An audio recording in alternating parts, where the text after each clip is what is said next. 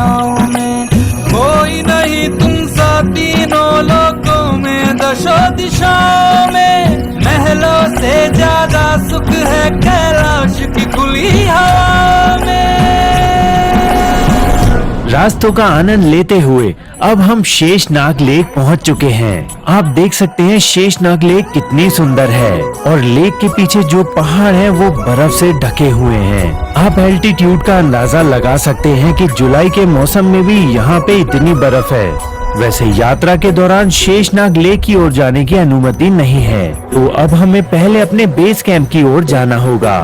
अब हम इस रास्ते से नीचे की ओर उतरेंगे और पुल पार करके बेस कैंप पहुंच जाएंगे।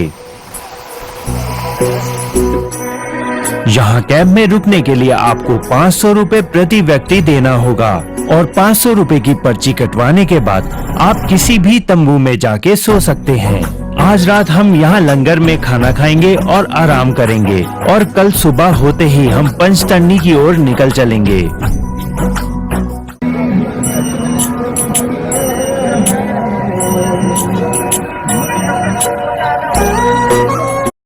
पंचतरणी बेस कैंप में एक रात और गुजारनी होगी। चलिए देखते हैं आज हम समय से पंचतरणी पहुंच पाते हैं या नहीं। अमरनाथ गुफा भगवान शिव के प्रमुख तीर्थ स्थलों में से एक है। यहाँ की प्रमुख विशेषता पवित्र गुफा के अंदर प्राकृतिक रूप से बनने वाला बर्फ का शिवलिंग है। प्राकृतिक रूप से बर्फ से बनने के कारण इसे भू हिमानी शिवलिंग भी कहते हैं। आषाढ़ पूर्णिमा से शुरू होकर रक्षाबंधन तक पूरे सावन महीने में बाबा बर्फानी के दर्शन करने लाखों लोग यहाँ आते हैं। गुफा के अंदर कई जगह पानी की बूंदें टपकती रहती हैं, लेकिन पवित्र गुफा में एक स्थान ऐसा है जहाँ पानी की बूंद टपकने से 10 फुट ऊंचा शिवलिंग बन जाता है। चंद्रमा के घटने बढ़ने के साथ साथ बर्फ के शिवलिंग का आकार भी घटता बढ़ता रहता है।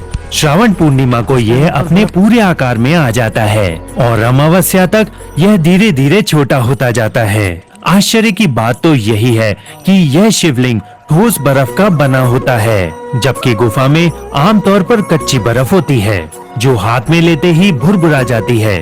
मूल अमरनाथ शिवलिंग से कुछ फीट दूर गणेश, पार्वती और भैरव के वैसे ही हिमखंड हैं। पवित्र गुफा में बाबा अमरनाथ के अद्भुत स्वरूप के अलावा गुफा में रहने वाला सफेद कबूतरों का जोड़ा यात्रियों का ध्यान आकर्षित करता है। चलिए मैं आपको इस पवित्र गुफा का और इन कबूतरों का क्या रहस्य है ये बताता हूँ। पुराणों के मुताबिक भगवान शिव ने देवी पार्वती को इसी पवित्र गुफा के अंदर अपनी साधना की अमर कथा सुनाई थी और जिसे हम अमरत्व कहते हैं। कथाओं के अनुसार भगवान शिव और देवी पार्वती पहलगांव के रास्ते ही पवित्र गुफा तक गए थे। भगवान शिव यह अमर कथा केवल देवी पार्वती को ही सुनाना चाहते थे, क्योंकि अगर यह कथा कोई भी सुन लेता तो वह अमर हो जाता। इस कारण भगवान शिव ने अपनी सवारी नंदी को पहलगांव में ही छोड़ दिया। इसके बाद जटाओं से चंद्रमा को चंदनवाड़ी में अलग कर दिया। पिस्सू घाटी में पिस्सू नाम के कीड़े को भगवान शिव ने त्यागा था और इस जगह का नाम पिस्सू टॉप पड़ा। घंटा भूषण नाग को शेषनाग में छोड़ दिया। इस प्रकार इस पड़ाव का नाम शेषनाग पड़ा। अगला पड़ाव गणेश पड़ता है। इस पड़ाव पर भगवान शिव ने अपने पुत्र गणेश को छोड़ा था। आखिर में गंगा जी को भी पंचतरणी में त्याग दिया। इस प्रकार महादेव ने जीवनदायिनी पांचों तत्वों को अपने से अलग कर दिया। माँ पार्वती के साथ भगवान शिव ने पवित्र गुफा में प्रवेश किया और उन्हें अमर कथा सुनाना शुरू किया। परंतु कथा सुनते सुनते देवी पार्वती को नींद आ गई और वह निद्रा में चली गयी, जिसका शिव जी को बिल्कुल भी पता नहीं चला। भगवान शिव अमर होने की कथा सुनाते रहे। उस समय 2 सफेद कबूतर भगवान शिव से अमर कथा सुन रहे थे और बीच बीच में गूं गूं की आवाज भी निकाल रहे थे। शिव जी को लगा देवी पार्वती कहानी सुन रही हैं और बीच बीच में हुंकार भर रही हैं। इस तरह दोनों कबूतरों ने अमर होने की पूरी कथा सुन ली। कथा खत्म होने के बाद भगवान शिव का ध्यान देवी पार्वती की ओर गया, जो सो रही थी। जब महादेव की दृष्टि उन 2 कबूतरों पर पड़ी तो वे बहुत क्रोधित हो उठे।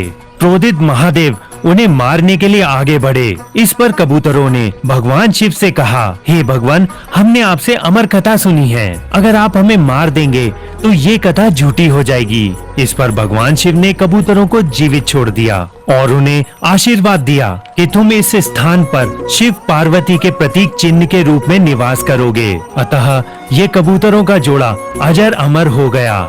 इस तरह से ये गुफा अमर कथा की साक्षी हो गई और इस गुफा का नाम अमरनाथ गुफा के नाम से प्रसिद्ध हो गया। अचंभे की बात ये है कि जहाँ ऑक्सीजन ना मात्र के बराबर है और दूर दूर तक खाने का कोई साधन नहीं है, वहाँ ये कबूतर किस तरह रहते होंगे। इन कबूतरों के अलावा यहाँ और कोई पक्षी या जानवर दिखाई नहीं देता है। अमरनाथ में रहने वाले ये दो कबूतर अजर अमर हैं और अमरनाथ के दर्शन करने आने वाले भक्तों को इन दोनों कबूतरों के दर्शन भी होते हैं। था शंकर कथा सुनाने, चले था शंकर कथा सुनाने। यात्रा का आनंद लेते हुए देखिए हम गणेश टॉप तक भी पहुंच चुके हैं। तू ही जाने क्या बुरा है क्या भला, तेरे रास्ते पे मैं तो आंख मूंद के चला। तेरे नाम की जोत ने सारा हर लिया तमस मेरा। नमो नमो जी शंकरा, भोलेनाथ शंकरा, जय विलोकनाथ शंभो हे शिवाय शंकरा। नमो नमो जी शंकरा, भोलेनाथ शंकरा, रुद्रदेव हे महेश्वरा। इस साल यहाँ रुकने की कोई व्यवस्था नहीं है क्योंकि पिछले साल यहाँ एक बादल फटा और अचानक से जल आपदा आ गई। बहुत सारे लोग यहाँ मारे गए थे। यहाँ अचानक से मौसम बदल जाता है। हमें कैसे भी करके आज दर्शन करने के बाद यहाँ से बालटाल के लिए निकलना होगा। 4-5 घंटे लाइन में लगने के बाद आखिरकार हमें बाबा बर्फानी के दर्शन हो ही गए। ये जग रहे